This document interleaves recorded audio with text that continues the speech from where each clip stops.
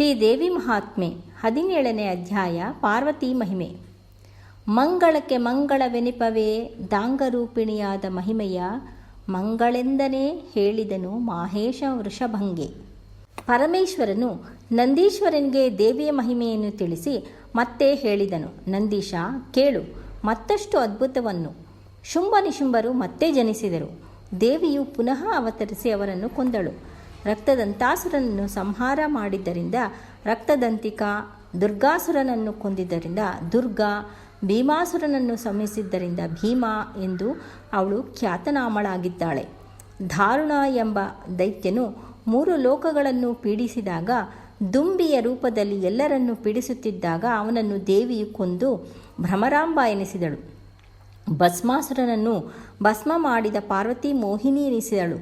ಭಗವನ್ ಮಹಾವಿಷ್ಣುವಿನ ಮತ್ಸ್ಯ, ಕೂರ್ಮ, ವರಾಹ, ನೃಸಿಂಹ, ವಾಮನ, ಭಾರ್ಗವ, ಶ್ರೀರಾಮ, ಶ್ರೀಕೃಷ್ಣ, ಬುದ್ಧ, ಕಲ್ಕಿ ಎಲ್ಲವೂ ದೇವಿ ಸ್ವರೂಪಗಳೇ ಆಗಿದೆ. ಪಾರ್ವತಿಯ ಅವತಾರಗಳೇ ಶ್ರೀಚಕ್ರದ ಬಿಂದು. ಬೀಜ, ದಳಗಳು ಚಕ್ರಕ್ಕೆ ಆಧಾರವೇ ಆಲಯ. ವ ಮೊದಲಾದ ಹಾಗೂ ಸ ಅಂತ್ಯಾಕ್ಷರಗಳುಳ್ಳ ಷಟ್ಚಕ್ರವಾಸಿನಿಯ ಹೃದಯ ಕಮಲದಲ್ಲಿ ವಾಸಿಸುವ ಪರಬ್ರಹ್ಮ ಸ್ವರೂಪಿಣಿಯೇ ಪಾರ್ವತೀ ದೇವಿ. ಮಣಿಪುರ, ವಿಶುದ್ಧಿ, ಷೋಡತಾರ ಚಕ್ರಗಳು ಪಾರ್ವತಿಯ ವಾಸಸ್ಥಾನಗಳಾಗಿದೆ. ಹುಬ್ಬುಗಳ ಮಧ್ಯೆ ಚಕ್ರವಿದೆ. ಪಾರ್ವತಿಯೇ ಜೀವಸುಧೆ. ಆಕೆಯೇ ನಾದರೂಪಳಾಗಿದ್ದಾಳೆ. ಪಂಚ ಕರ್ಮೇಂದ್ರಿಯ, ಪಂಚ ಜ್ಞಾನೇಂದ್ರಿಯಗಳು, ಪಂಚಭೂತಗಳು ಆಕೆಯ ಸ್ವರೂಪಗಳೇ ಆಗಿವೆ. ಸರ್ವ ಜೀವರಾಶಿ, ಕ್ರಿಮಿ, ಕೀಟ, ದೇವ, ಅಸುರ, ಪರಬ್ರಹ್ಮ ಎಲ್ಲವೂ ಆಕೆಯೇ. ಪಾರ್ವತಿಯ ಮಹಿಮೆಯಿಂದ ಸರ್ವ ಲೋಕಗಳು ನಿಂತಿವೆ. ಶಿವನು ಪರಶಿವ ಎನಿಸುತ್ತಾನೆ. ಒಮ್ಮೆ ಪಾರ್ವತಿಯು ತನ್ನ ಮಾಯೆಯನ್ನು ಶಿವನಿಗೆ ತೋರಿಸಿದಳು. ಶ್ರೀರಾಮಚಂದ್ರ ಅಯೋಧ್ಯೆಯನ್ನು ಆಳುತ್ತಿರುವಾಗ ಒಮ್ಮೆ ಹೀಗೆ ನಡೆಯಿತು. ಆತನು ವಸಿಷ್ಠರನ್ನು ಕುರಿತು ಮಾಯೆ ಎಂದರೇನು ಎಂದು ಕೇಳಿದನು. ವಸಿಷ್ಠರಿಗೆ ತಕ್ಷಣ ಉತ್ತರಿಸಲಾಗಲಿಲ್ಲ. ಅವರ ಮನಸ್ಸಿಗೆ ದೇವಿಯ ಮಹಿಮೆ ಹೊಳೆಯಿತು. ಮೂಲ ಪ್ರಕೃತಿಯು ಚಿದಾನಂದ ರೂಪಿಣಿಯೂ ಆದ ಆಕೆಯನ್ನು ಮನಸಾರೆ ಸ್ತುತಿಸಿದರು. ಕಾಳಿಕಾ ಮಾತೆಯು 8 ಭುಜ, ಅಷ್ಟಾಯುಧಗಳಿಂದ ಕೂಡಿದ ಪರಮ ಭಯಂಕರ ಮೂರ್ತಿಯಾಗಿದ್ದಾಳೆ. 4 ಭುಜ, ರಕ್ತದಂತಹ ರಕ್ತನೇತ್ರ, ಶೂಲಾದಿ ಆಯುಧಗಳನ್ನು ಧರಿಸಿದ ದೇವಿಯನ್ನು ಧ್ಯಾನಿಸಬೇಕು. ದಶಭುಜ, ದಶಪಾದ, ತ್ರಿನೇತ್ರಗಳಿಂದ ಕೂಡಿದ ಮಹಾಕಾಳಿಯ ಸ್ವರೂಪವನ್ನು ಧ್ಯಾನಿಸಬೇಕು. ಮಹಾಲಕ್ಷ್ಮಿ, ಭಾರತಿ, ಗೌರಿ, ಭಗವತಿ, ಪಾರ್ವತಿ, ಶ್ಯಾಮಲ ಎಲ್ಲವೂ ದೇವಿಯ ದಿವ್ಯ ಮಂಗಳ ರೂಪಗಳೇ ಆಗಿವೆ.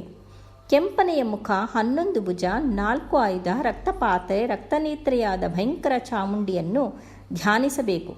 ದಶಭುಜ, ದಶಪಾದ, ತ್ರಿನೇತ್ರಗಳಿಂದ ಕೂಡಿದ ಮಹಾಕಾಳಿಯ ಸ್ವರೂಪವನ್ನು ಧ್ಯಾನಿಸಬೇಕು. ಮಹಾಲಕ್ಷ್ಮಿ, ಭಾರತಿ, ಗೌರಿ, ಭಗವತಿ, ಪಾರ್ವತಿ, ಶ್ಯಾಮಲ ಎಲ್ಲವೂ ದೇವಿಯ ದಿವ್ಯಮಂಗಳ ರೂಪಗಳೇ ಆಗಿವೆ. ಕೆಂಪನೆಯ ಮುಖ, 11 ಭುಜ, 4 ಆಯುಧ, ರಕ್ತಪಾತ್ರೆ, ರಕ್ತನೇತ್ರೆಯಾದ ಭಯಂಕರ ಚಾಮುಂಡಿಯನ್ನು ಧ್ಯಾನಿಸಬೇಕು.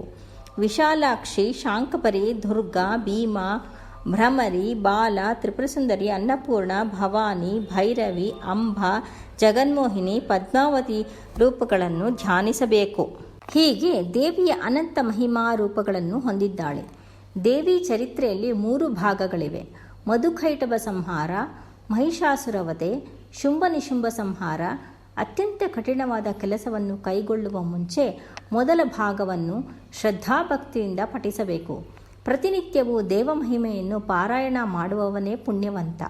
ಹೀಗೆ ಪರಮೇಶ್ವರನು ದೇವಿ ಮಹಿಮೆಯನ್ನು ಹೇಳಿದಂಬಲ್ಲಿಗೆ ದೇವಿ ಮಹಾತ್ಮೆಯ ಪಾರ್ವತಿ ಮಹಿಮೆ ಎಂಬ 17ನೆಯ ಅಧ್ಯಾಯವು ಮುಗಿಯಿತು. ಶ್ರೀದೇವಿ ಮಹಾತ್ಮೆ 18ನೆಯ ಅಧ್ಯಾಯ. ಜೀವನ್ಮುಕ್ತಿ ವಿವೇಕ. ದೇವದೇವನು ಪೇಳ್ದ ಕರುಣದಿ ದೇವಿಯೊಳಗೈಕ್ಯಾಹ ವಿವರವ, ಜೀವನ್ಮುಕ್ತಿಯ ಮಾರ್ಗವನ್ನು ಸಾಂಗದಲ್ಲಿ ವೃಷಭಂಗೆ. ನಂದೀಶ್ವರನು ಪಾರ್ವತಿ ಮಹಾತ್ಮೆಯನ್ನು ಕೇಳಿ ಆನಂದಭರಿತನಾದನು. ಮಹಾದೇವನಿಗೆ ಭಕ್ತಿಯಿಂದ ನಮಿಸಿ, ಸ್ವಾಮಿ, ನನಗೆ ಗೌರಿ ದೇವಿಯಲ್ಲಿ ಲೀನವಾಗುವ ಜೀವನ್ಮುಕ್ತಿ ವಿವೇಕವನ್ನು ಬೋಧಿಸಿ ಎಂದು ಪ್ರಾರ್ಥಿಸಿದನು. ಭಗವಾನ್ ಶಂಕರನು ವೇದಾಂತ ಸಾರವನ್ನು ಹೇಳತೊಡಗಿದನು.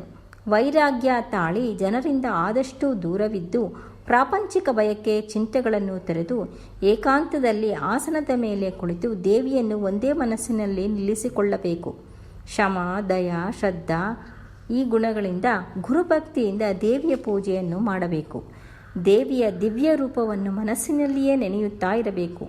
ಹೀಗೆ ಧ್ಯಾನಿಸಿದವರಿಗೆ ದೇವಿಯ ಮೂರ್ತಿಯು ಮನದ ಒಳಗೂ ಹೊರಗೂ ಒಂದೇ ಬಗೆಯಾಗಿ ಕಾಣುವುದು. ಯಾವ ಆಸೆಯನ್ನು ಇಟ್ಟುಕೊಳ್ಳದೆ ದೇವಿಯನ್ನು ಭಜಿಸುವ ಸಾಧಕನಿಗೆ ದೇವಿ ಒಲಿಯುತ್ತಾಳೆ. ದೇವಿಯು ಸಾಧಕನನ್ನು ಮಗುವಿನಂತೆ ಸದಾ ಬೆಂಗಾವಲಾಗಿ ನಿಂತು ಸಲಹುತ್ತಾಳೆ. ಆಕೆಯು ಅಪಾರ ಕರುಣಾ ಸಾಗರದಂತೆ ತನ್ನ ಹಾಗೂ ದೇವಿಯ ರೂಪದ ಐಕ್ಯ ಚಿಂತನೆ ಮಾಡುವುದೇ ಜೀವನ್ಮುಕ್ತಿ ಮಾರ್ಗವಾಗಿದೆ. ಎಂದೂ ನಾಶವಾಗದ ಪೂರ್ಣ ಚೈತನ್ಯ ನಾನೇ ಎಂಬ ಚಿಂತನೆಯೇ ತತ್ವಮಸಿ ಎನಿಸಿಕೊಳ್ಳುತ್ತದೆ. ಈ ಚಿಂತನೆ ಕಷ್ಟವಾದುದು. ಸದ್ಗುರು ಸೇವೆಯಿಂದ ಮಾತ್ರ ಇದು ಸಾಧಕರಿಗೆ ಸಾಧ್ಯವಾಗುತ್ತದೆ. ಪರಬ್ರಹ್ಮದಲ್ಲಿ ತನ್ನ ಗುರಿಯನ್ನು ನೆಲೆಸಿಕೊಂಡು ತ್ರಿಮೂರ್ತಿಗಳಲ್ಲಿ ಐಕ್ಯವನ್ನು ಭಾವಿಸಿ ಸದಾ ದೇವಿ ಧ್ಯಾನವನ್ನು ಮಾಡುವವನು ಪರಮಪದವನ್ನು ಹೊಂದುತ್ತಾನೆ. ವಿಧಿ ನಿಷೇಧಗಳು ಯಾವುದೂ ಈ ಯೋಗಿಯನ್ನು ಬಾಧಿಸುವುದಿಲ್ಲ. ಜೀವನ್ಮುಕ್ತನಾದ ಯೋಗಿಯು ನಿಂತ ಸ್ಥಾನವೇ ಪುಣ್ಯಕ್ಷೇತ್ರ. ಭ್ರಾಂತಿಯು ನಿರ್ಮೂಲವಾದರೆ ಚೈತನ್ಯವು ಶುದ್ಧ ಸ್ವರೂಪದಿಂದ ಹೊಳೆಯುತ್ತದೆ. ಜೀವನ ಲಿಂಗ ದೇಹಕ್ಕೆ 10 ಇಂದ್ರಿಯ, ಪಂಚಪ್ರಾಣ, ಮನಸ್ಸು, ಬುದ್ಧಿ ಈ 17 ಗುಣಗಳು ಸೇರಿ ನೋವು ಎಂಬುದು ಉಂಟಾಗಿದೆ. ವಾಸನೆಯಿಂದ ರಹಿತವಾದವನೇ ಪರಮಾತ್ಮ. ಯಾರು ಹಾಲಿನಲ್ಲಿ ಹಾಲು, ನೀರಿನಲ್ಲಿ ನೀರು, ಸಕ್ಕರೆಯಲ್ಲಿ ಸಕ್ಕರೆಯಂತೆ ಪರಮಾತ್ಮನಲ್ಲಿ ಬೆರೆಯುತ್ತಾರೋ ಅವರೇ ಜೀವನ್ಮುಕ್ತರಾಗುತ್ತಾರೆ. ಹೀಗೆ ಶಿವನು ವೃಷಭನೊಂದಿಗೆ ಜೀವನ್ಮುಕ್ತಿ ವಿವೇಕವನ್ನು ಹೇಳಲು ಆತನಿಗೆ ಆನಂದವಾಯಿತು. ಗೌರೀಶಂಕರರ ಪಾದಕಮಲಗಳಿಗೆ ಮನಸ್ಕರಿಸಿ ಸ್ತೋತ್ರ ಮಾಡಿದನು.